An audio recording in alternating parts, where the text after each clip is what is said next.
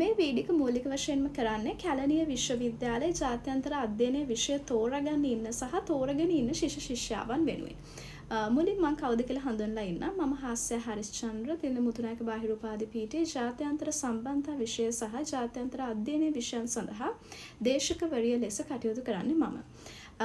මම ගැන කිව්වොත් මගේ ඇකඩමික් ක්වොලිෆිකේෂන් එක ගත්තොත් මේ විෂය ඉගෙනවීම සඳහා මම කොළඹ විශ්වවිද්‍යාලයේ ජාත්‍යන්තර සම්බන්ධතා පිළිබඳ විශේෂවේදී උපාධියක් සහ කොළඹ විශ්වවිද්‍යාලයේම ජාත්‍යන්තර සම්බන්ධතා පිළිබඳ මාස්ටර් එකක් කම්ප්ලීට් කරලා ඉන්නේ.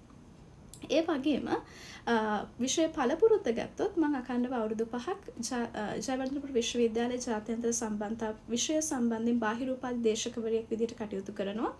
ඒ වගේම කැලණිය විශ්වවිද්‍යාලෙත් 2019 වර්ෂයේ first year second year third year කියන වසර 3 සඳහාම ජාත්‍යන්තර අධ්‍යයනයේ විෂය ඉගෙනීම් කටයුතු කරලා තියෙනවා. රයිට්. මේ වීඩියෝ එකේ මූලික කාරණා 3ක් ගැන මම කතා කරන්න බලාපොරොත්තු වෙනවා. එකක් තමයි මේ විෂය හැදෑරීම ඇතුලේ අපිට තියෙන අවස්ථා මොනවාද? රැකියා අවස්ථා සහ අධ්‍යාපන අවස්ථා මොනවාද? ඒ වගේම ඊළඟ කාරණේ තමයි මේ විෂය ඇතුලේ උගන්වන්නේ මොනවද? මොන වගේ ඒරියාස් තියෙන්නේ.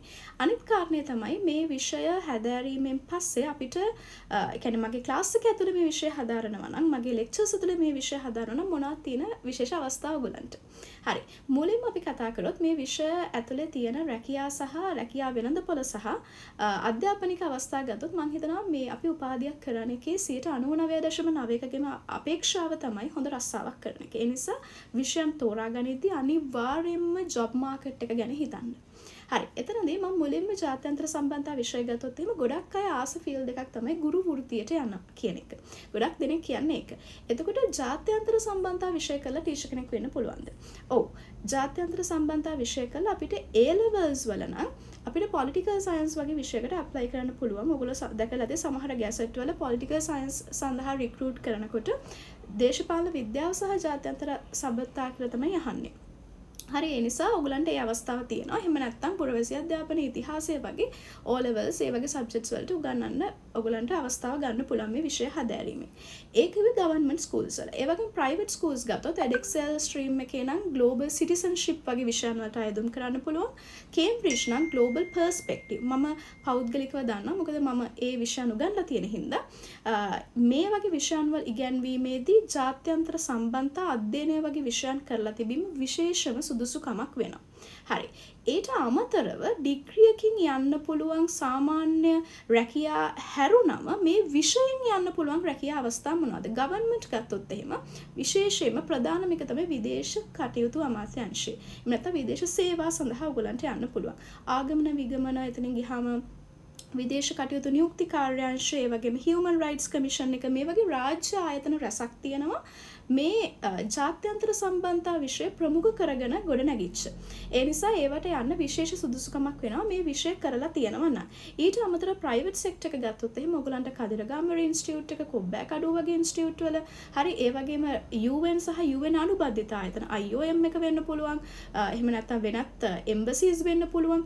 ඒ වගේ වෙනත් පෞද්ගලික ආයතන කියන්නේ රාජ්‍ය අංශයේ නොවන ආයතන වලට ඔයගලන්ට රැකියා අවස්ථා තියෙනවා සෑහෙන ප්‍රමාණයක් මේ විෂය හරියාකාරව කරලා තියෙනවා.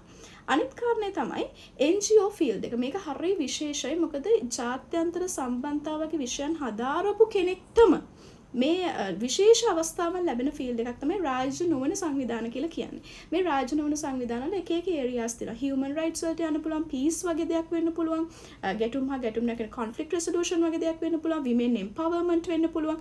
මේ වගේ diplomatic relations සම්බන්ධයෙන් තියෙනවා වෙන්න පුළුවන්.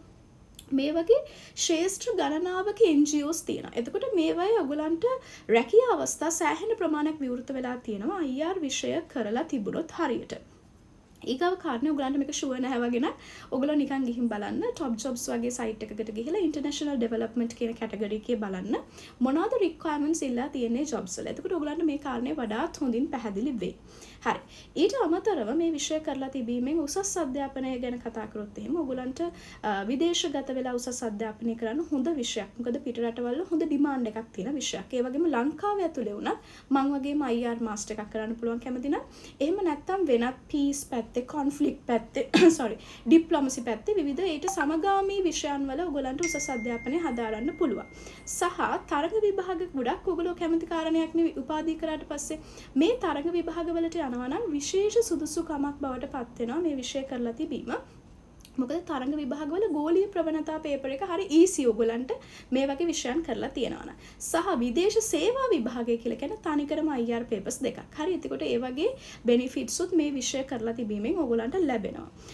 ඊළඟ කාරණේ විෂය ඇතුලේ මොනවද උගන්වන්නේ? අනේ අපිට මේක අල්ලගන්න පුළුවන් වේද? O levels වල කළත් නැහැ, A levels වල කළත් නැහැ මේ විෂය අපිට අල්ලගන්න පුළුවන් වේද? ජාත්‍යන්තර සම්බන්ධතා කියන විෂයේ ස්කෝප් එක මුළුමනින්ම දන්නේ නැති කිසිම කෙනෙක් මං හිතන්නේ නැහැ. මොකද නිකන් උදාහරණයක් විදිහට ගත්තොත් දැන් මේ ව්‍යසනීය වෙලාවේ අපිට ලැබෙන ආධාර මේ ආධාර අපිට ලැබෙන්නේ අපි හොඳ ජාත්‍යන්තර සම්බන්ධතා තියාගෙන නිසා. ඉන්දියාවෙන් එනවා කියනවා, පාකිස්තානෙන් එනවා කියනවා. ඊට පස්සේ අපි IMF එකට යනවා ගියා කිව්වා. IMF එකෙන් අපි අරමුද ණය ලබා ගත්තා කිව්වා. ඒතර මේ ජාත්‍යන්තර සම්බන්ධතා තමයි. රටවල් එක්ක තියෙන සම්බන්ධතර අපි මේක ඇතුළේ ඉගෙන ගන්නවා. අපේ රටේ ගැටුම් ගැන ඉගෙන ගන්නවා. අපේ රටේ තිබිච්ච සිවිල් වෝ එක මේවට හේතු මොනවද? මේවා निराකරණය කරගන්නේ කොහොමද? හරි ඊට පස්සේ අපි රටවල් එක්ක සම්බන්ධතා තියාගන්නේ කොහොමද? ඒ වගේම අපේ රටේ විදේශ ප්‍රතිපත්ති ඒක මහින්ද රාජපක්ෂගේ කාලේ කොහොමද? සිරිමාවගේ කාලේ කොහොමද? බණ්ඩාරනායකගේ කාලේ කොහොමද? ඒ වගේ විදේශ ප්‍රතිපත්ති සම්බන්ධයෙන් ඒ වගේම එක regions organizations මේ වගේ අපි හරිම interesting හරිම වර්තමානයට අතිශයින්ම වැදගත්. මොකද මේ ගෝලීකරණය වෙච්ච ලෝකයක් ඇතුලේ මේව දන්නේ නැතුව අපි ඉඳලා වැඩකුත් නැහැ. හරි ඒ නිසා ගොඩාක් දැනුම ලබා ගන්න පුළුවන් සහ හරිම ඉන්ටරෙස්ටිං සබ්ජෙක්ට් එකක් තමයි ඉන්ටර්නැෂනල් ස්ටඩීස් කියලා කියන්නේ. හරි. තුන්වෙනි කාරණේ. ඒ තමයි මේ මගේ ලෙක්චර්ස් ඇතුලේ මොන වගේ දේවල්ද මගේ දේශන ඇතුලේ මොනවද ඔයගලන්ට ලබා ගන්න පුළුවන්. පළවෙනි කාරණේ මම හැමතිස්සෙම හිතනවා ඉන්ටර්නල් වේවා එක්ස්ටර්නල් වේවා ඩිග්‍රී එකක් කරනකොට ග්‍රැජුවේට් කෙනෙක් විදිහට එළියට යන්න ඕනේ. එතකොට එහෙම යන්න නම් නිකම් පේපර්ස් ටිකකට උත්තර ලියලා විතරක් අපිට ග්‍රැජුවේට් කෙනෙක් කියන පර්සනැලිටි එක ගන්න බෑ. අපි ඉගෙනගත්ත විෂය අපිට ඉදිරිපත් කරන්න පුළුවන් වෙන්න ඕනේ. අපි ඉගෙනගත්ත විෂය හොඳට ධාරණය කරගෙන ඒකෙන් අපිට යමක් කරගන්න පුළුවන්කම තියෙන්න ඕනේ. ඒකට ප්‍රසන්ටේෂන් ස්කිල්ස් තියෙන්න ඕනේ. හරි. ඒතර මගේ ක්ලාස් එකේ හරිම ලස්සනට ප්‍රසන්ටේෂන් කරනවා ළමයි රෝල් ප්ලේස් කරනවා. හරි ඒ වගේ හරිම ප්‍රැක්ටිකලි කියන්නේ not only අර ටීචර් සෙන්ට්‍රික් විදිහට විතරක් නෙමෙයි. එතනින් එහාට ගියා ළමයින්ටත් ලොකු ක්‍රියාකාරකම් වලට සම්බන්ධලා ටිකක් මේ ජොබ් මාකට් එකට ගැලපෙන විදිහට අපිට අපිව ඉම්ප්‍රූව් කරගන්න ලොකු අවස්ථාවක් හම්බ වෙනවා. ඒ වගේම කරියර් ගයිඩන්ස් මම කරනවා. මේ සබ්ජෙක්ට් එක කරලා ඉවර වුණාට පස්සේ තියෙන රැකියාව අවස්ථාවට යන්න සුදුසුකම් මොනවද? කොටින්ම කිව්වොත් CV එකක් හදාගන්න තැන ඉඳලම අපි සාමාන්‍ය ළමයෙක්ට ඉවර වෙනකොට ඒ කාරණා කියලා දෙනවා. ඉතින් මම හිතනවා ඔයගලන්ට තියෙන පොඩි ප්‍රශ්න කිහිපයකට මේ වීඩියෝ එක උපකාරයක් වෙන්න ඇති ජාත්‍යන්තර සම්බන්ධතා සහ ජාත්‍යන්තර අධ්‍යයන විෂයන් තෝරා ගැනීමේදී. ඉතින් හැමෝටම සුබ පතනවා. තමන්ගේ උපාධි හීනේ හැබෑ කරගන්න chance එක හම්බෙන්න කියලා. ඉතින් ඒ වගේම ආරාධනා කරනවා. හොඳ ඩිමාන්ඩ් එකක් තියෙන හොඳ අවස්ථාවන් තියෙන රැකියාව වෙළඳපොළ තුළ හොඳ අවස්ථාවන් තියෙන තමන්ගේ දැනුම සෑහෙන්න වැඩි කරගන්න පුළුවන් සබ්ජෙක්ට් එකක් එක්ක එකතු වෙන්න කියලා. බොහොම ස්තුතියි.